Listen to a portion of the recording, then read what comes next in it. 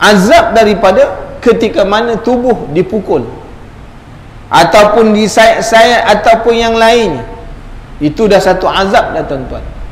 Muslimin dan muslimat yang dirahmati Allah, itulah keadaan orang yang mengalami kematian. Orang yang mati dulu, orang yang baru mati dan sebagainya, semua akan merasakan yang demikian. Sebab itu bagi kita yang hidup, yang masih hari ini Allah Ta'ala beri peluang lagi kehidupan kepada kita, ingat supaya kita tidak mengalami nasib yang sama seperti mana orang-orang yang telah dahulu mengalami nasibnya. Apa yang dikhabarkan kepada kita ni tuan-tuan adalah sesuatu perkara yang pasti akan berlaku.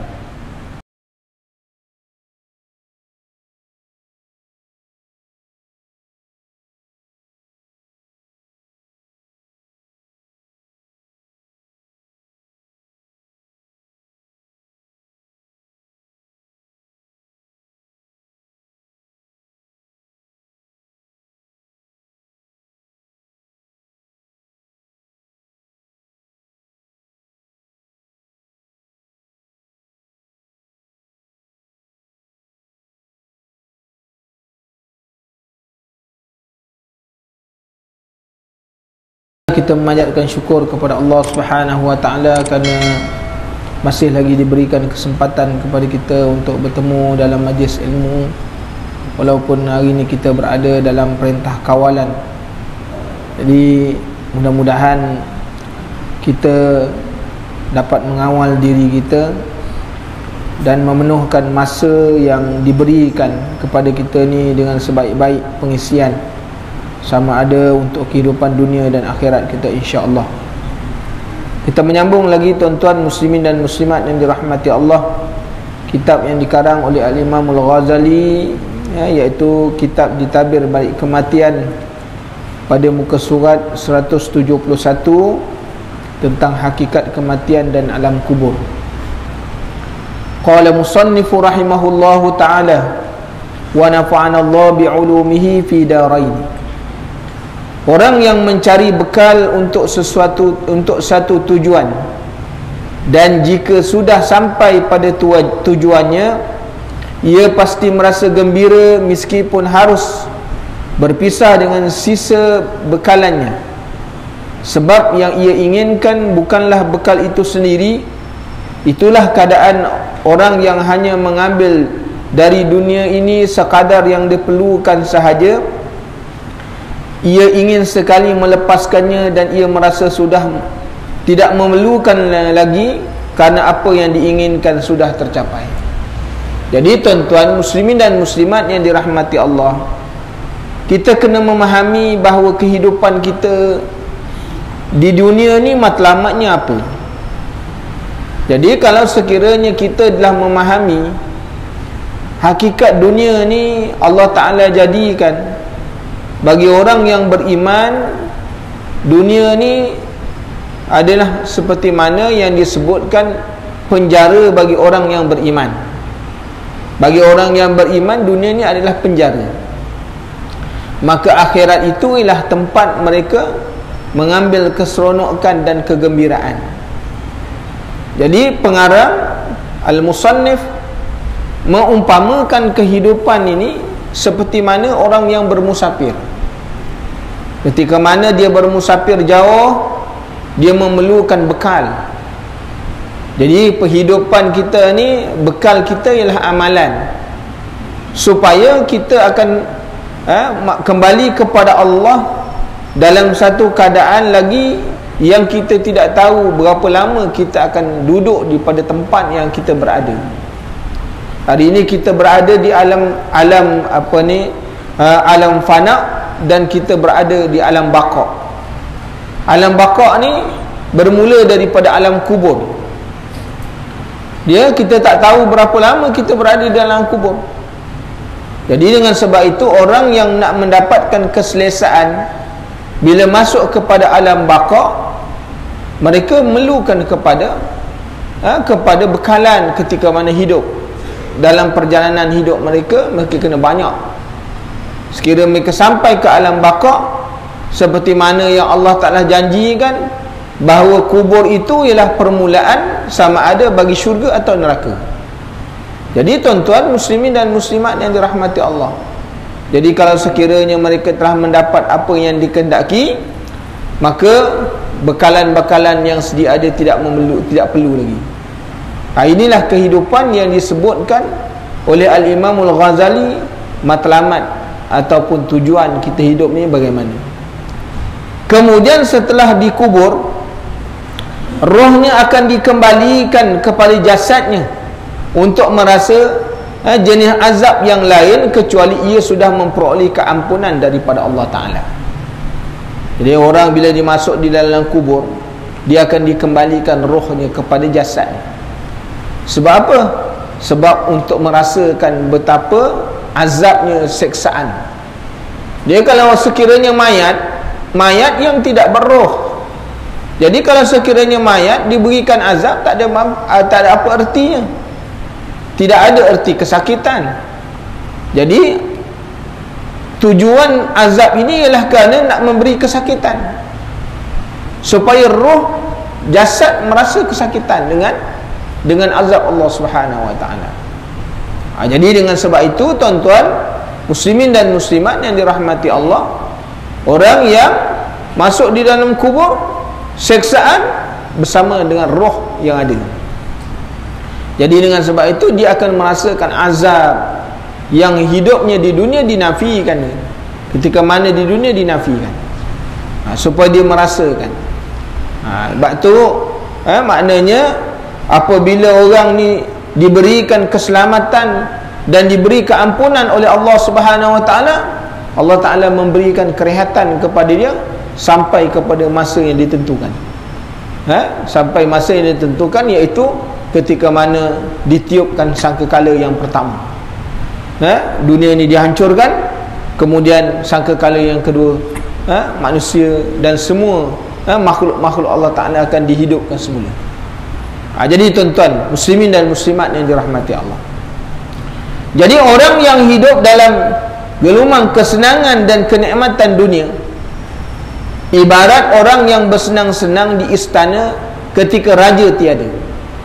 Ini umpama yang disebut oleh Imam Ghazali, yang hidup di atas dunia bersenang-senang, menikmati kehidupan dunia yang tak ada memikirkan akan halal haram, tak ada memikirkan akan penat dan apa ni, keletihan, tidak ada memikir tentang kesusahan dan sebagainya.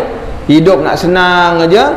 Kerana orang yang senang ni umpama mereka berada dalam istana raja, penuh dengan kenikmatan makanannya, dengan kehidupannya, perhiasannya, mereka ni dilayan oleh maknanya orang-orang yang bertugas di dalamnya, bahkan berani bermesra dengan pemasyuri raja kerana menyangka raja akan berlunak hati. Orang yang hidup ni, dia sangka dia hidup dekat atas dunia ni, dia ambil kesenangan yang banyak, kenikmatan yang banyak, bahawa besok di akhirat Allah Subhanahu Wa Taala tak akan menyeksa dia, tidak akan murka kepada dia. Jadi akan maknanya berlemah lembut dengan dia. Makna kalau bagi seksa pun hanya sekadar sehari dua je, tapi mereka lupa bahawa sehari di sisi Allah Subhanahu Wa Taala maka jumlahnya 1000 tahun di dunia. Mereka tak fikir yang itu.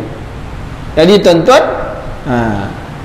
ataupun dikata raja tidak akan mengetahui apa yang telah dilakukan tersebut. Mana dia menganggap bahawa kalau dia lakukan suatu perkara, raja tak mengetahui. Umpama hidup dekat atas dunia, makna ketika mana melakukan kejahatan, melakukan kemungkaran, Allah Ta'ala tak tahu. Allah Ta'ala tak bicara, tak mengambil bicara apa yang dibuat dekat atas dunia. Buatlah sesuka engkau. Ni dunia ni memang untuk macam tu. Dia memikirkan begitu. Tetapi tiba-tiba raja dapat menangkapnya dan membaca daftar pengkhianatan serta kejahatannya. Kembali kepada Allah, rupa-rupanya tidak. Apabila mereka kembali kepada Allah Subhanahu Wa Taala, maka ditunjukkan buku suratan amal.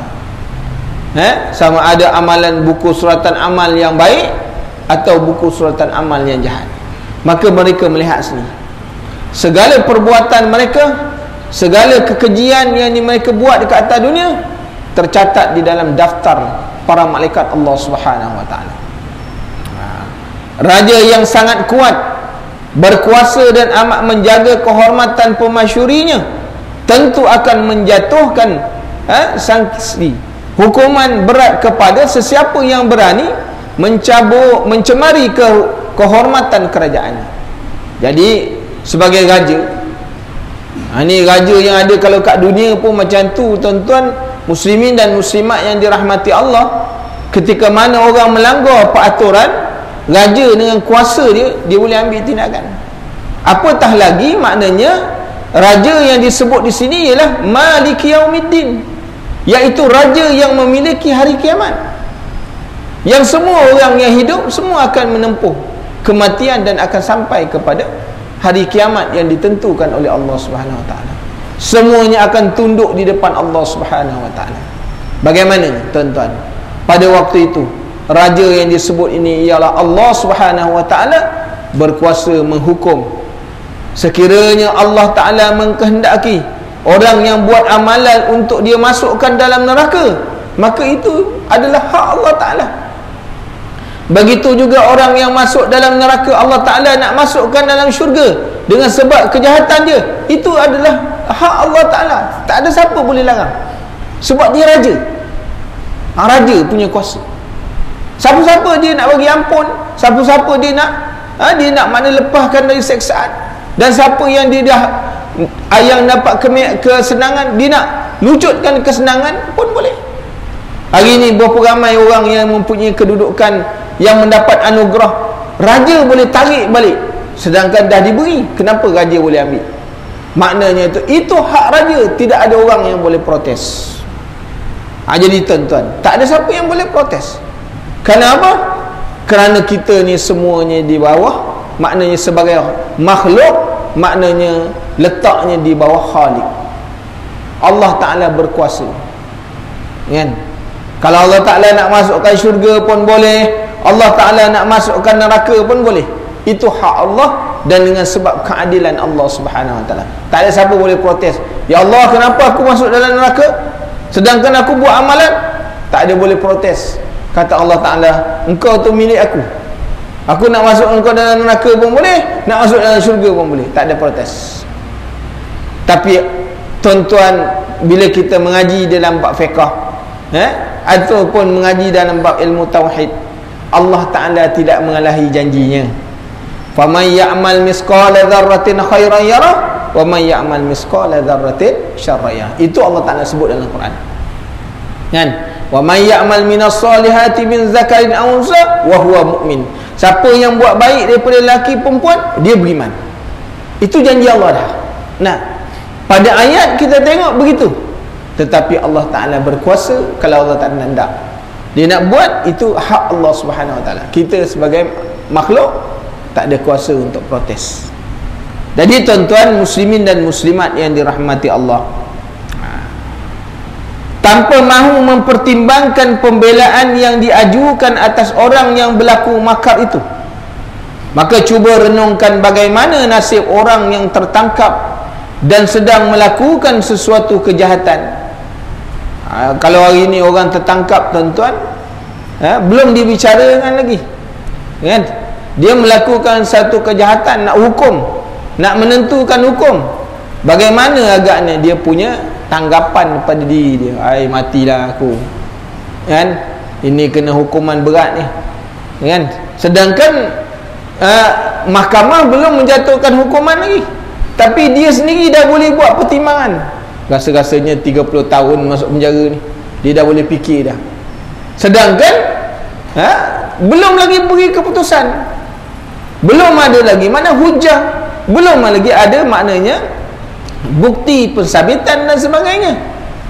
Tapi dia sendiri dah memikirkan, ini tertangkap ni mati lah, memang tak boleh lepas ni, sebab yang aku buat ni memang, ini memang apa ni, jenayah besar. Dia sendiri dah boleh fikir dah. Allahu Akbar tuan-tuan muslimin dan muslimat yang dirahmati Allah.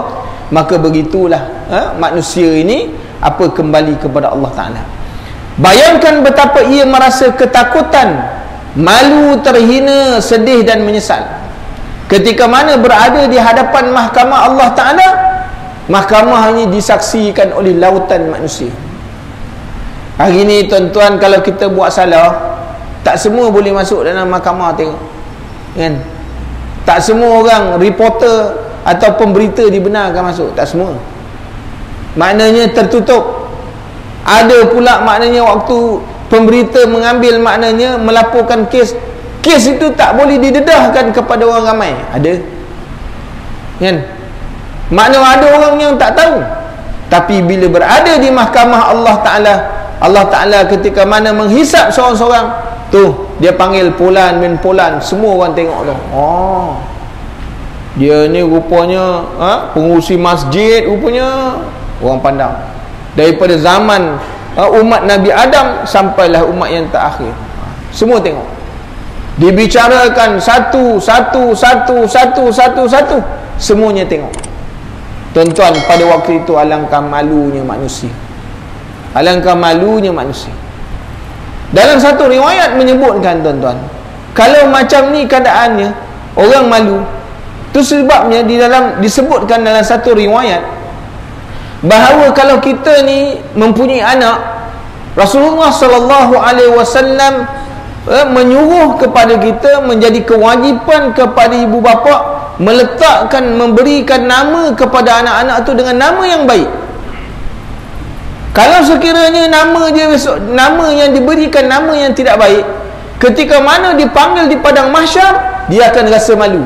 Bayangkan kalau orang pun namanya tak elok pun rasa malu, apatah lagi orang yang dah membuat kejahatan, buat kemungkaran, ketika mana diadili di depan Allah Ta'ala. Ni sebut kan, ini kejahatan ni gini, begini, hukumannya begini, semua menengok.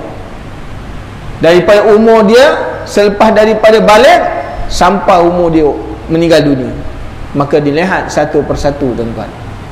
Di manakah kita nak meletakkan maknanya muka kita pada waktu itu, melainkan maknanya kita terpaksa menanggung malu yang bersangatan, bukan setakat di depan Allah, maka di depan makhluk-makhluk Allah yang lain.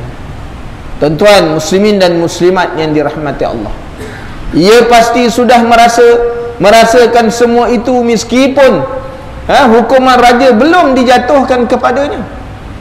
Ini belum jatuh hukuman lagi, tapi dia dah rasa dah, oh ini kalau dia sebut aku punya kejahatan ni, malunya. Dulu semua tak tahu, hari ni dia sebut, kes naik, dia sebut kejahatan, oh malu tu.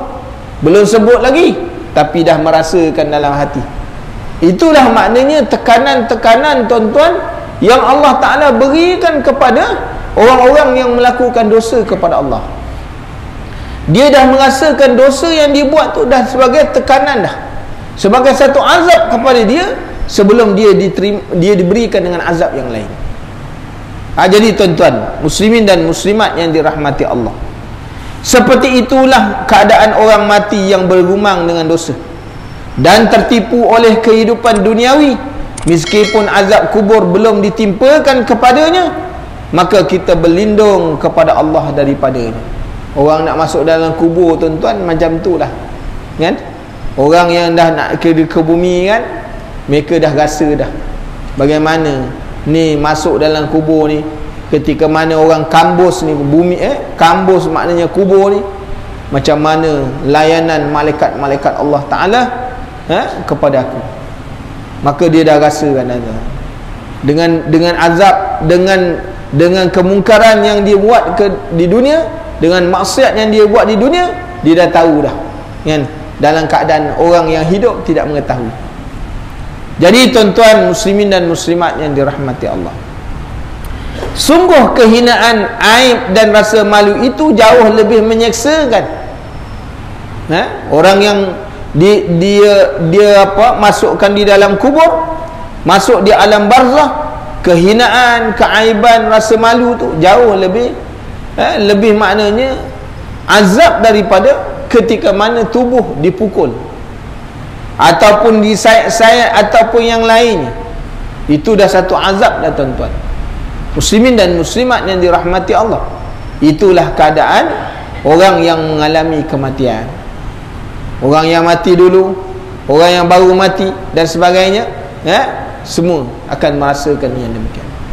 Sebab itu bagi kita yang hidup, yang masih hari ini Allah Ta'ala beri peluang lagi kehidupan kepada kita, ingat supaya kita tidak mengalami nasib yang sama seperti mana orang-orang yang telah dahulu mengalami nasibnya. Apa yang dikhabarkan kepada kita ni tuan-tuan adalah sesuatu perkara yang pasti akan berlaku, kan? Kerana apa yang dikhabar itu adalah berpandu kepada hadis-hadis Rasulullah SAW. Dia pasti berlaku. Kalau hari ini kita mendengar tapi kita tak mengambil maknanya peringatan, ada orang dengar. Ada orang dengar, kerana Allah Ta'ala menyebutkan orang yang mendengar ni ada dua. Yang mendengar sami'na wa ata'na, kami dengar dan kami taat. Ada orang yang sami'na wa asayna, kami dengar tapi kami tak ikut. Jadi tuan-tuan, hari ni kita mendengar, kita nak letakkan pendengaran kita ni di tempat yang mana? Kami dengar, kami ikut, maka kami tinggalkan. Kami duduk dekat atas dunia, kami buat amal. Tapi kalau hari ni tuan-tuan mengatakan sami'na wa asayna, kami buat tapi kami tak mahu ikut, buatlah apa yang tuan-tuan nak, tapi pasti bila masuk di dalam kubur, itulah maknanya yang Allah Ta'ala akan sediakan kepada mereka. Sebab tu tuan-tuan, muslimin dan muslimat yang dirahmati Allah. Jadi Imam Ghazali mengingatkan kepada kita. Sebab tu dia karang kepada kita ni satu kitab yang memberi manfaat yang besar pada kita. Yang kita duk baca, kita boleh mengingat sesuatu yang akan berlaku pada masa akan datang. Ni yang dicerita ni masa depan. Sesuatu benda yang akan berlaku di depan kita. Bukan belakang ni, depan. Yang semua akan kita berjalan semua ke depan, bukan berjalan ke belakang. Kita akan menempuh semua sekali. Maka keadaan ini dapat dilihat oleh orang-orang yang memiliki penglihatan batin yang lebih tajam daripada penglihatan mata kepala. Sebab tu tuan-tuan, pandang, jangan pandang dengan hati, pandang dengan mata hati, kan? Jadi pandang dengan mata hati ni disebut dengan nama basirah. Orang yang memandang dengan mata hati dia, apabila Allah Ta'ala membukakan kejernihan hati dia, sebab tu dia boleh melihat, dia boleh mengetahui. Kalau dia sinap, dia boleh tahu. Kalau dia buat, dia melakukan sesuatu, maknanya perkara yang dibenci oleh Allah, dia akan cepat-cepat istighfar, akan cepat bertaubat. Kita hendak begitu, kan? Sebab tu bila kita ni hanya ada hati aja, dia masalah. Kerana hati ni dia boleh berpusing-pusing, kan? Kita nak biar maknanya hati itu berubah kepada satu peringkat lagi, dinamakan basirah, kan? Sampai kepada maknanya nak sampai kepada puncak yang paling tinggi, fuad, itu belum tentulah kita boleh sampai, tuan-tuan. Kerana para nabi itu kedudukan para nabi, dia ada fuad, yang hati dia buat baik je, dia tak ada berbolak-balik ni. Tapi macam kita ni, kalau boleh sampai kita mendidik hati kita sampai kepada basirah, itu satu makam yang cukup tinggi.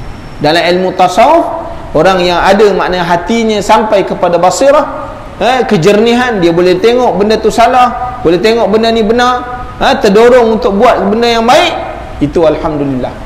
Tapi orang yang nak sampai kepada peringkat ini, dia penuh kepada mujahadah yang tinggi, kan?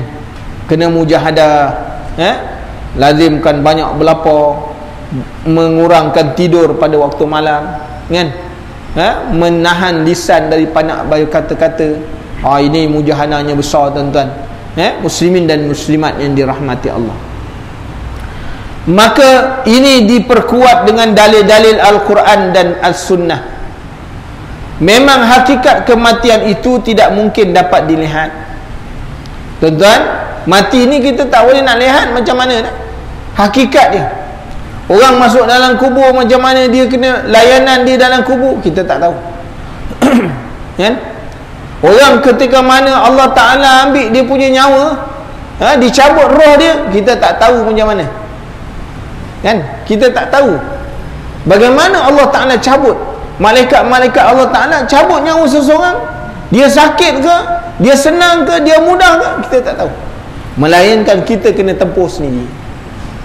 Tuan-tuan, kita kena tempuh sendiri, baru kita akan tahu bahawa mati yang kita tempuh ni sakit tak sakit. Waktu tu kita akan baru tahu dengan sebab amalan bagaimana layanan para malaikat Allah Ta'ala ketika mati. Hari ni kalau tak mati tak tahu, tuan-tuan. Kita nak tanya orang tu tak akan bercerita. Dulu kita dah pernah menceritakan bagaimana orang yang dah mati pada zaman Bani Israel 30 tahun mati, kan? Ketika mana Allah Ta'ala timbulkan dia balik, dihidupkan, maka dia berkata, sampai saat ini aku ni ditimbulkan, dihidupkan balik Allah Ta'ala. Sampai saat ini 30 tahun aku dah mati, sampai saat ini aku masih sakit lagi mati.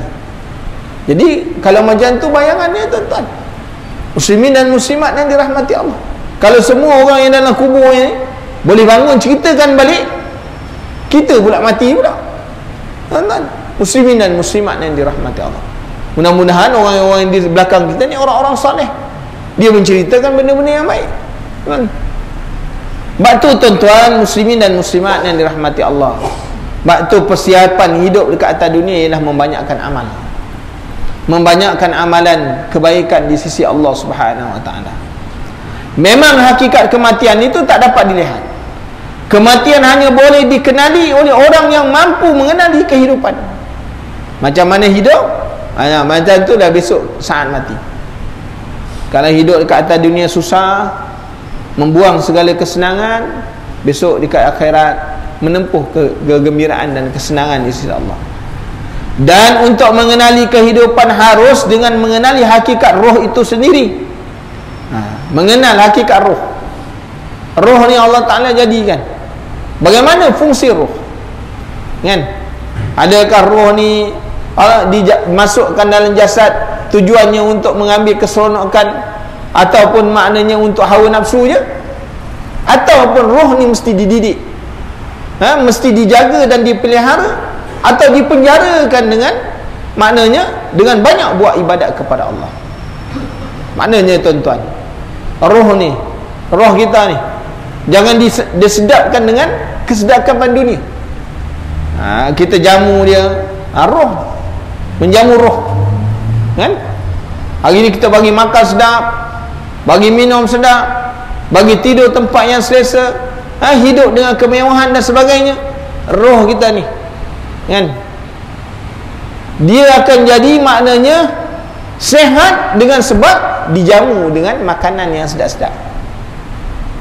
Tapi roh ni dia kering dengan sirapan maknanya iman, dengan zikrullah, dengan baca Quran, dia kering. Ibaratnya pokok naik elok, buahnya tak ada. Apa faedah, tuan-tuan, ada pokok tapi tidak merasakan buah ni? Elok pokok, kalau keluar buah pun tak boleh dimakan sama sekali. Maka kita tak mahu roh kita ni dia sehat pada bentuknya, tapi dia kering pada hakikatnya. Sebab yang nak kembali kepada Allah ni roh. Roh ni besok akan disoal, dimasukkan dalam jasad, kan, tuan-tuan? Dengan sebab tu mesti memenjarakan roh ketika mana hidup dekat dunia. Jangan maknanya diberikan kesenangan. Sebab tu makna Rasulullah SAW mengawal roh ni dengan apa? Cara memenjarakan. Jangan banyak tidur, lazimkan berlapar, kan? Ini supaya roh ini bersatu dengan jasad dalam keadaan menghambakan diri kepada Allah Subhanahu Wa Taala. Jadi, tuan-tuan, muslimin dan muslimat yang dirahmati Allah, ketika ditanya soal roh, Rasulullah SAW hanya diizinkan oleh Allah Ta'ala untuk menjawab dengan kalimah, roh adalah termasuk urusan Allah. Yas'alunaka 'anir ruh. Mereka bertanya kepada kamu, wahai Muhammad, tentang soal roh. Bahawa katakan kepada mereka, bahawa roh ini ialah makna urusannya, soalnya ialah di sisi Allah Subhanahu Wa Taala. Tak ada siapa yang mengetahui, tuan-tuan. Jadi tidak ada seorang ulama pun yang diperbolehkan menjelaskan tentang rahsia roh meskipun dia telah mengamatinya. Yang diperboleh hanya sekadar menyebut tentang keadaan yang akan terjadi selepas kematian, setelah kematian. Maka beberapa ayat Al-Quran dan hadis Nabi SAW menunjukkan bahawa kematian hanyalah kata lain daripada lenyapnya roh dan perasaan daripada roh itu sendiri.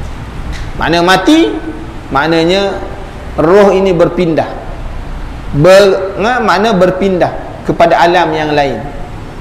Makna roh itu lenyap daripada tempat asal dia. Tempat asalnya mana? Dalam tubuh badan manusia. Apabila dia lenyap, makna dia keluar daripada badan, dicabut, dipindahkan kepada hari ni. Tuan-tuan, kenapa kita nak mengaji? Kerana ada roh. Roh ni ada maknanya keinginan untuk menuntut ilmu. Nah, hari ni kenapa kita datang solat berjamaah? Kerana keinginan roh untuk buat ibadat. Besok bila roh ni lenyap, maka tak ada lagi dah. Orang kata mana dia ni? Dah inna lillahi wa inna ilaihi raji'un. Dah tak ada dah. Tuan-tuan muslimin dan muslimat yang dirahmati Allah, inilah masanya kita nak menjinakkan, nak membetulkan waktu roh masih ada dalam badan. Tuan-tuan nak bawa roh ni dalam majlis ilmu, tuan-tuan nak pergi semayang berjamaah, waktu ni lah boleh. Besok dah tak ada. Tak ada masa. Dalam masa yang ditentukan oleh Allah Ta'ala, 50 tahun, 60 tahun dan sebagainya. Tuan-tuan muslimin dan muslimat yang dirahmati Allah, Allah Ta'ala berfirman dalam Quran, وَلَا تَحْسَبَنَّ الَّذِينَ قُتِلُوا فِي سَبِيلِ اللَّهِ أَمْوَاتٍ بَلْ أَحْيَاءٌ عِنْدَ رَبِّهِمْ يُرْزَقُونَ. Janganlah kamu menyangka bahawa orang-orang yang gugur di jalan Allah itu mati, bahkan mereka hidup di sisi Tuhannya dengan mendapat rezeki. Mereka dalam keadaan gembira. Ini nak menunjukkan bahawa, tuan-tuan, walaupun jasadnya, kita tengok jasadnya habis lah, tapi rohnya hidup. Nak menunjukkan bahawa orang yang berjihad ke jalan Allah Subhanahu Wa Taala, rohnya masih lagi diberikan rezeki oleh Allah, hidup dalam keadaan alam yang kita tidak mengetahui bagaimana kehidupan mereka, tapi mereka hidup di sisi Allah. Nak tunjuk kepada apa? Roh masih hidup walaupun jasadnya lama dah berkubur dah, lama dah hancur dan sebagainya. Ketika beberapa pembesar kaum Quraisy terbunuh dalam peristiwa Badar, Rasulullah SAW berseru kepada jasad-jasad mereka yang ditanam dalam sebuah perigi, "Wahai Fulan, wahai Fulan, dan wahai Fulan, aku telah mendapati apa yang telah dijanjikan oleh Tuhanku kepadaku sebagai kenyataan. Maka apakah kalian juga telah mendapat hal yang sama?" Rasulullah tanya. Kan? Ketika mana orang-orang yang mati dalam perang Badar tu, dia masukkan dalam perigi. Kan? Dalam perigi yang tak boleh pakai, masukkan. Rasulullah pun tanya, hari ni kamu telah bertemu dengan Allah, adakah makna kamu dah lihat apa yang Allah Ta'ala sebut dulu? Adakah kamu telah memerhatikan? Adakah kamu telah merasakan seperti mana Allah Ta'ala janjikan? Maka para sahabat pun tanya, ya Rasulullah, ketika mana engkau menyeru ni mereka yang sudah mati ni, kan? Adakah mereka ni mendengar ya Rasulullah? Tak? Sahabat-sahabat duduk keliling Rasulullah. Rasulullah bercakap dah, orang dalam sumur ni dah mati dah. Ya Rasulullah, dia dengar tak dengar ni? Dia dah mati dah. Maka Rasulullah SAW mengatakan, wahai sahabat-sahabatku, mereka mendengar dalam keadaan mereka tak boleh nak melawan balik. Mereka tidak tahu yang aku cakap. Sebab tu tuan-tuan, bahawa yang mendengar tu apa? Roh yang mendengar. Sebab tu tuan-tuan, sebab tu ketika mana orang dikebumikan, ketika mana mereka meninggalkan 7 langkah kaki bergerak daripada kubur, roh mengatakan, tunggulah dulu, kita memang cepat nak balik dah, kan? Sebab hantar mayat tadi belum makan, lapar dah, cabut balik, kan? Tuan-tuan muslimin, Batu roh kata, nantilah dulu, jangan tinggalkan aku. Kau tinggalkan, kejap lagi malaikat akan datang. Batu Rasulullah SAW menyebutkan, jangan bersegera apabila kamu menghantar mayat, apabila kamu mengumikan mayat, memasukkan mayat dalam liang lahat, maka janganlah kamu segera meninggalkan. Maknanya kalau kamu segera meninggalkan, maka pada waktu itu segeralah, maknanya malaikat muka dan nakir akan datang kepada mayat. Sebab tu tuan-tuan, sebab tu kenapa hikmahnya kita bila mati disuruh baca talqin, supaya melambatkan, kan? Supaya lambat. Orang yang nak dalam kubur ni, nak terkena soal, kita tuan-tuan, kita rasa nak cepat balik, kan? Apa lagi dia dengan nasib dia dah, kita dengan nasib kita. Tak kita fikir macam tu, tuan-tuan. Kalau sekiranya itu ayah, kalau sekiranya itu ibu, maka tanamkanlah rasa sayang kepada ayah kita, tanamkanlah rasa sayang kepada ibu kita. Waktu dia hidup, dia berkorban untuk kita. Hari ni dia masuk dalam kubur, terus kita tinggalkan. Berilah dia kerehatan sekejap, kan? Duduk di kuburnya. Tinggalnya cepat manusia ketika mana berada di kubur, balik cepat, maka segeralah malaikat-malaikat Allah Subhanahu Wa Taala akan datang. Tanya, akan bertanya, ya fulan bin fulan, apa pandangan kau tentang orang ini? Kau kenal tak orang ni? Kenal. Inilah maknanya ikutan umat Rasulullah sallallahu alaihi wasallam. Kalau ni tengok tak kenal, duduk kat dunia, tuan-tuan selawat pun tak pernah, ikut sunnah pun tak kenal, pandang ditunjukkan, kau kenal tak orang ni? Tak tahu. Tuan-tuan, muslimin dan muslimat yang dirahmati Allah, kan? Waktu tuan-tuan, ni alam kubur, alam yang susah kita nak fikir. Kita dengar makna perkhabaran daripada Rasulullah sallallahu alaihi wasallam, dia merupakan perkara ghaibiyat yang wajib kita imani. Sebab kita yakin, sebab kita kena bersedia dengan alam yang kita akan masuk. Setiap orang akan tempuh. Tuan-tuan muslimin dan muslimat yang dirahmati Allah, maka baginda bersabda, demi Allah yang jiwaku berada di tangannya, sesungguhnya mereka itu lebih dapat mendengar kata-kataku ini daripada kalian. Orang yang mati tu, yang dah masuk dalam sumur ni, dia lebih dengar daripada kau. Apa yang aku cakap, dia lebih dengar. Hanya mereka tidak sanggup menjawab. Tuan-tuan, ini adalah kata baginda Rasulullah sallallahu alaihi wasallam. Makna ketika mana imam membacakan talqin, orang dalam kubur tu lebih dengar daripada orang yang ada. Orang tak ada main handset, main WhatsApp. Ada yang ada kat tepi kubur main WhatsApp. Yang Pak Imam baca talqin, haram dia tak dengar. Pulan bin pulan ketika datang malaikat bertanya, ma rabbuka, orang yang ni dia start motorcar terus jalan. Dia tak nak dengar, kan? Ma imamuka, tak ada, imam aku tengah baca talqin, baik kita balik. Tuan-tuan muslimin dan muslimat yang dirahmati, orang yang dalam kubur tu lebih mendengar. Tapi malangnya kalau dia tidak ada amalan, dekat dunia tak ada amalan, semua yang dibaca tidak memberi apa manfaat daripada, kerana tidak boleh membantu dia di depan malaikat Allah, kerana dia tidak ingat. Sebab tu hari ni tuan-tuan, kita jangan melalaikan diri kita, kan? Jangan sekali-kali melalaikan diri kita. Semasuk besok kita akan menghadapi keadaan yang demikian, tuan-tuan, yang disebutkan oleh baginda Rasulullah sallallahu alaihi wasallam. Sebab ni suatu benda yang baru kita yakin. Itulah nas tentang roh orang celaka yang masih tetap boleh mengerti dan memahami.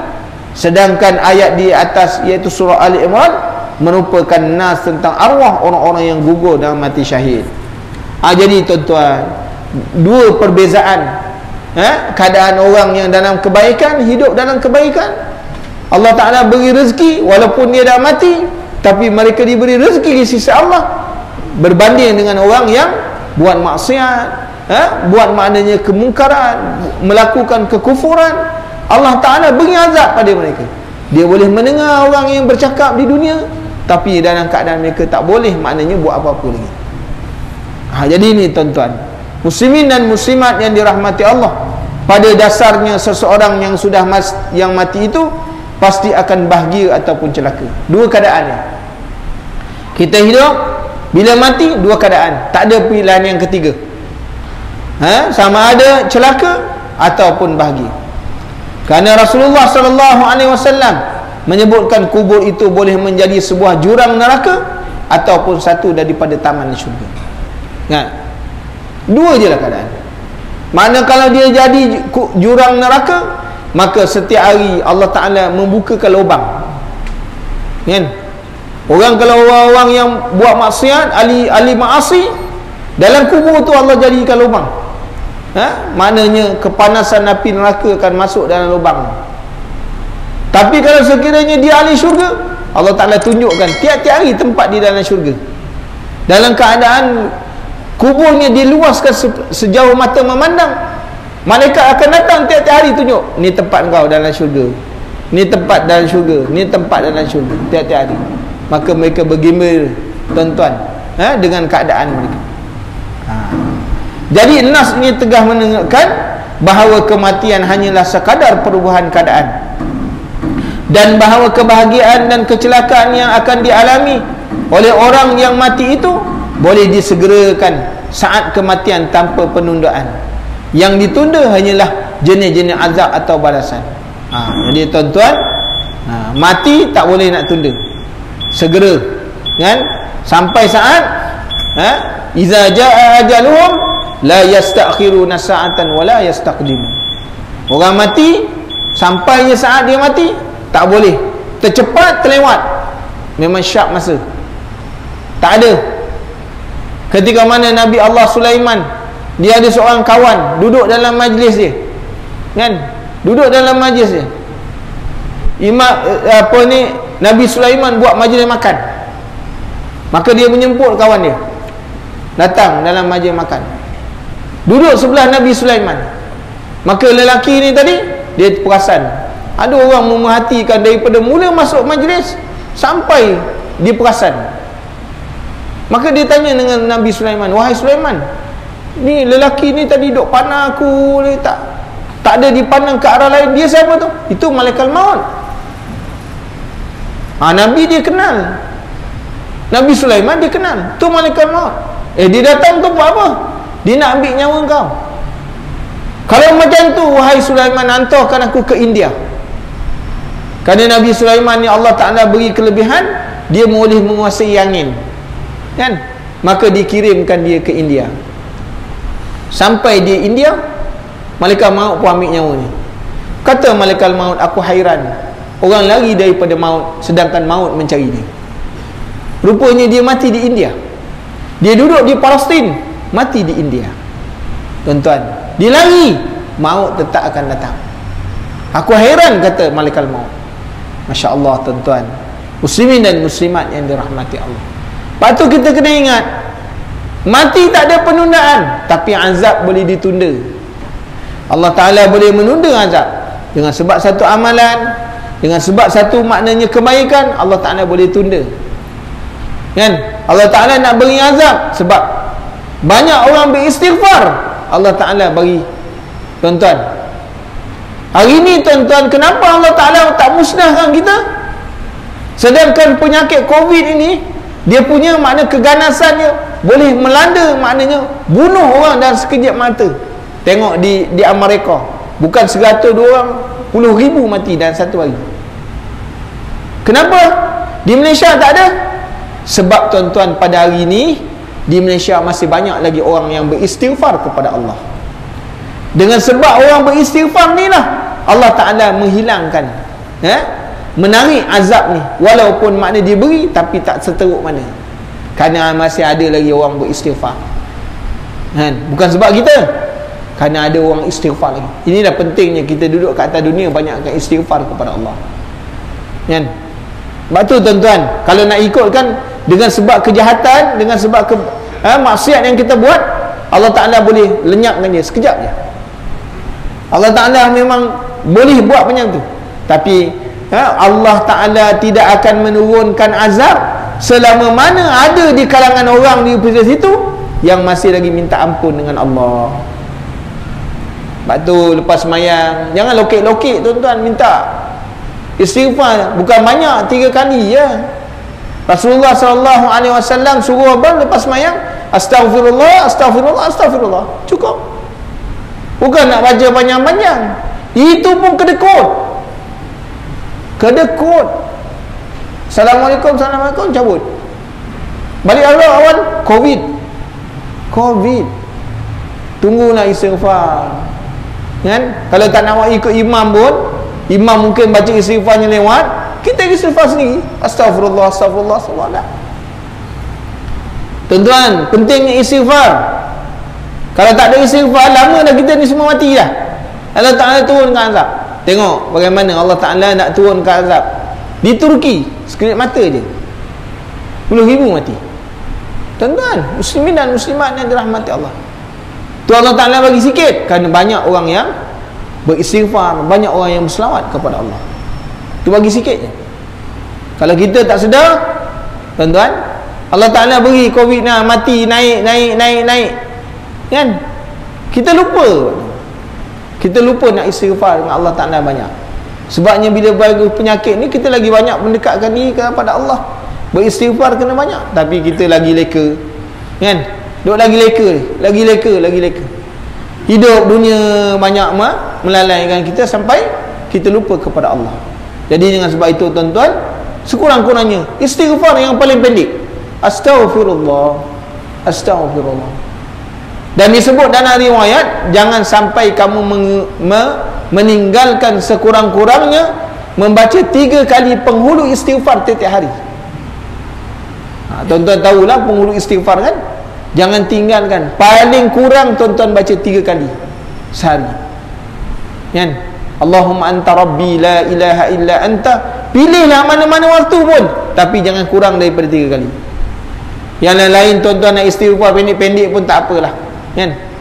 Kerana kebesaran dan fadilat yang begitu hebat orang yang membaca penghulu istighfar. Sebab tu dinamakan Sayyidul Istighfar. Kerana Rasulullah SAW sendiri yang membacanya. Sebab tu jangan tinggal tuan-tuan. Hari ni kita dosa banyak, maksiat banyak.